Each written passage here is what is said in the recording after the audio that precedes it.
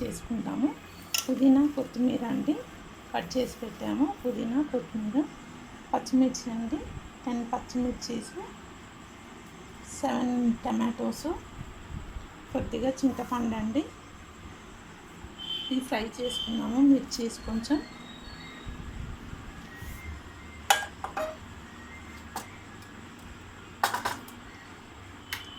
Fry చేసుకుందామండి.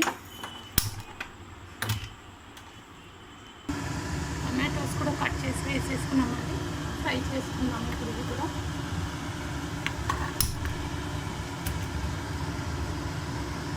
Fry చేసుకుందాము. ఇప్పుడు ఒక స్పూన్ ఆయిల్ వేస్తామండి.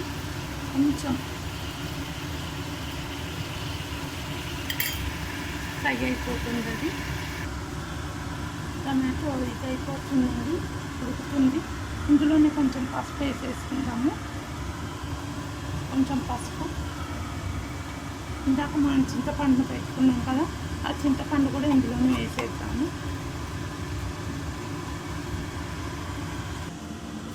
చింతపండు వేసేసుకుందామండి ఇందులోనే.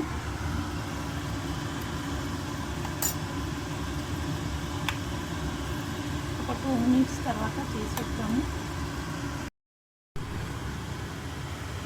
టమాటో ఫ్రై అయిపోయిందండి. టమాటో, పచ్చిమిర్చి, చింతపండు ఇప్పుడు ఇది తీసేసి ఇందులోనే అదే పుదీనా కొత్తిమీర వేసుకుందాము. ఫస్ట్ ఇది తీసేసి తర్వాత వేసుకుందాం.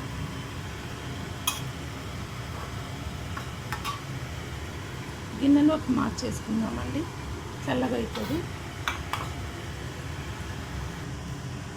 పుదీనా కూడా కడిగేసుకున్నామండి. కడిగి ఇందులో వేసేసుకున్నాము. ఇంకా స్టవ్ పైన పెట్టేసుకుందాము.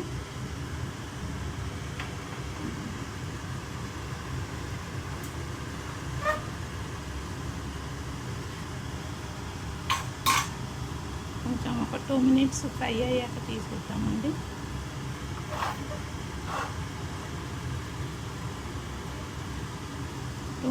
ఫ్రై అయ్యాక తీసేద్దాము. పుదీనా ఫ్రై అయిపోయిందండి. స్టవ్ ఆఫ్ చేసేద్దాము. చల్లగా అయ్యాక మనం చట్నీ చేసేసుకున్నాము. టమాటోస్లోనే ఇది కూడా వేసేద్దాము. పుదీనా అంతా ఇది పట్టదని వేయలేదండి.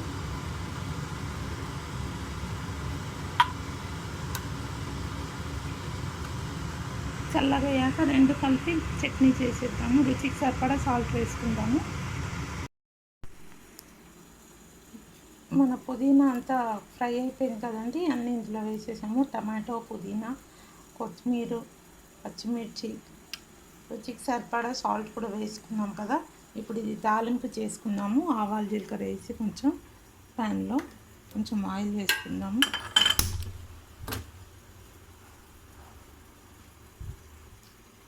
ఆయిల్ వేసుకుందామండి. కొంచెం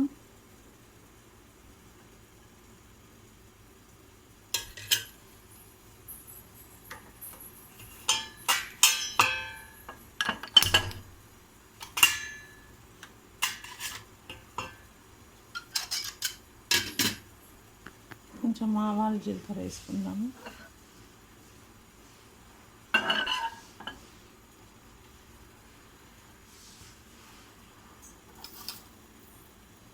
ఇది ఆవాలు,